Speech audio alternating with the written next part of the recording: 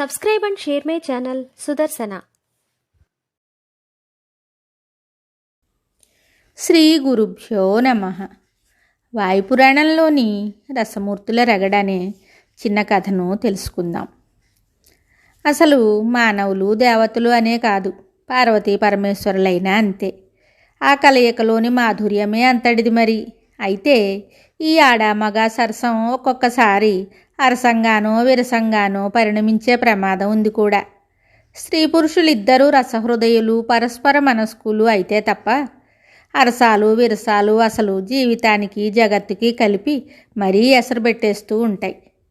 దీని గురించి ఒక కథను తెలుసుకుందాం.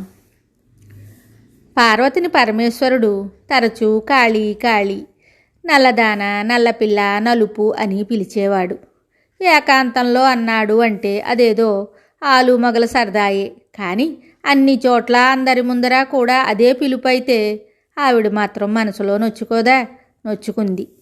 చివరికి ఒక రోజున శివునితో చెప్పేసింది, అస్తమాటు అందరిలోనూ అలా నల్లపిల్ల అని పిలిచి నన్ను ఎందుకు ఇలా ఏడిపించడం? నా ఒంటి రంగు మీకు నచ్చకపోతే నచ్చకపోవచ్చునుగాక, అది పెళ్ళాడడానికి ముందే చూసుకోవాలి. అప్పుడేమో అతి ఉదారంగా పెళ్ళాడేసి ఇప్పుడు ఇలా చేస్తే నా మనస్థితి ఎలా ఉంటుంది? ఘడికోసారి కాళీ, నల్ల, కజ్జల, కాటుక, శ్యామ, నీలం పిల్ల, తమస, చీకటి అని పిలుస్తూ ఉంటే నా గుండె గుబులైపోదా?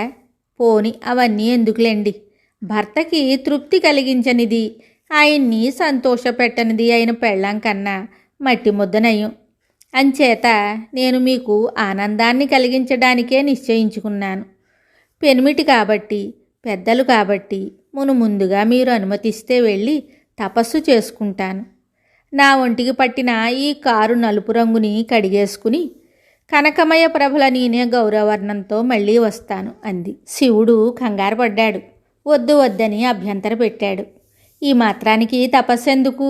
నీకు కావాలంటే ఆ రంగుని నీకు నేనే అనుగ్రహిస్తాను. అయినా సృష్టిలో అందరూ నా గురించే తపస్సు చేస్తుంటే నువ్వు వేరే ఎవరి కోసం జపం చేస్తావు అని అడిగాడు. బ్రహ్మ కోసం తపిస్తాను.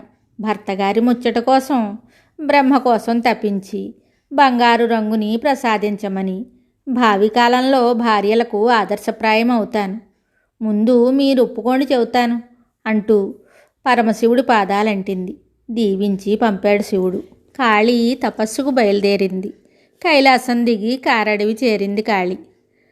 పరబ్రహ్మనైన పరముడు నా మేనికి మేలిమి బంగారు ఛాయనిచ్చుగాక అని సంకల్పించింది. ప్రతి నిత్యము పార్థివలింగార్చన చేయసాగింది. భౌనికి చెప్పినట్లుగానే బ్రహ్మ గురించి తపస్సు ఆచరించటం మొదలుపెట్టింది. ఆ అడవిలోనే అతి క్రూరమైన పులి ఒకటుంది. ఒక రోజున దానికి వేట దొరకలేదు. ఆకలి కడుపుతో ఆవురావురుమంటూ డొక్కలెగరేసుకుంటూ ఆహారాన్వేషణలో కాళీ యొక్క ఆశ్రమాన్ని చేరింది. అమ్మవారిని చూసింది. అమ్మయ్య, భోజనం దొరికింది అని సంతోషించింది. అమ్మవారిని చంపి తినాలనుకుంది. ఆవిడ మీదికి ఒక దూకు దూకింది. కానీ ఆమె అందలేదు. పులి మళ్ళా ఎగిరింది. అయినా అమ్మవారు అందలేదు. చాటు నుంచి మీద పడబోయింది. కాళీని స్పృశించటం కూడా దానివల్ల కావడం లేదు. అమ్మవారికి ఇదంతా వినోదంగా ఉంది.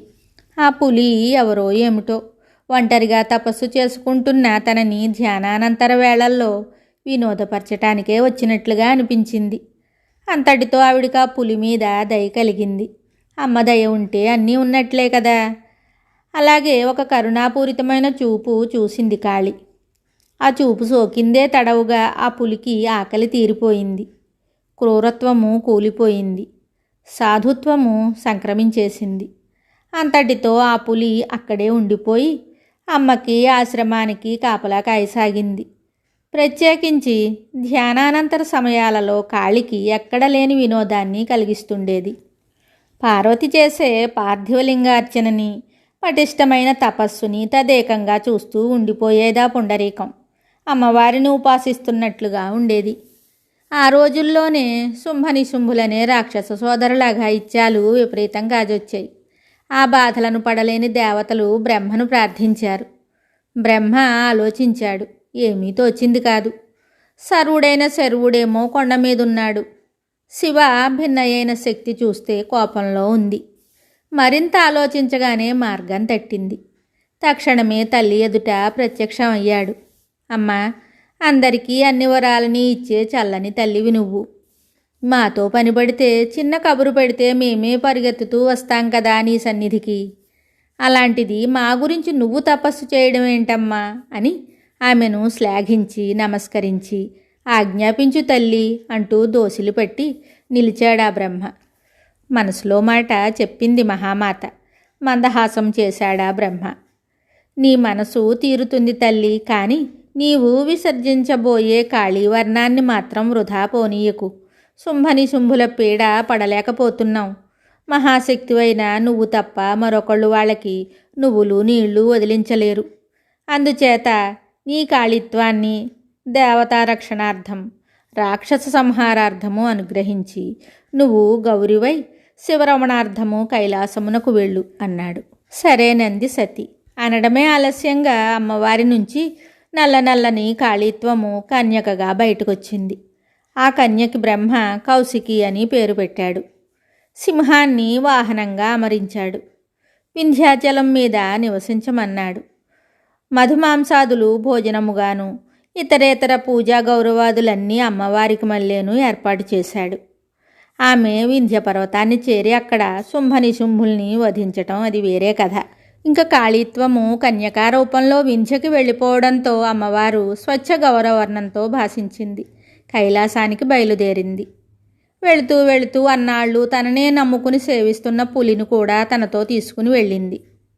నల్లగా కొండ దిగి వెళ్ళిన తల్లి పచ్చటి బంగారపు రంగులో కొండెక్కి వస్తూ ఉంటే గిరిజనులందరికీ కళ్ళు గిర్రున తిరిగాయి.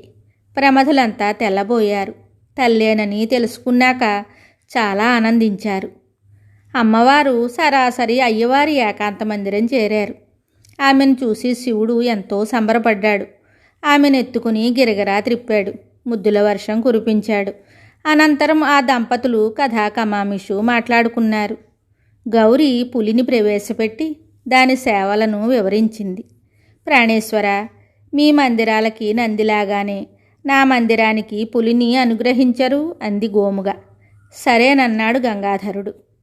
ఆ పులికేసి ఒక్క చూపు చూశాడు. తక్షణమే ఆ పులి పుత్తడి బొమ్మలాంటి పడతిగా మారిపోయింది.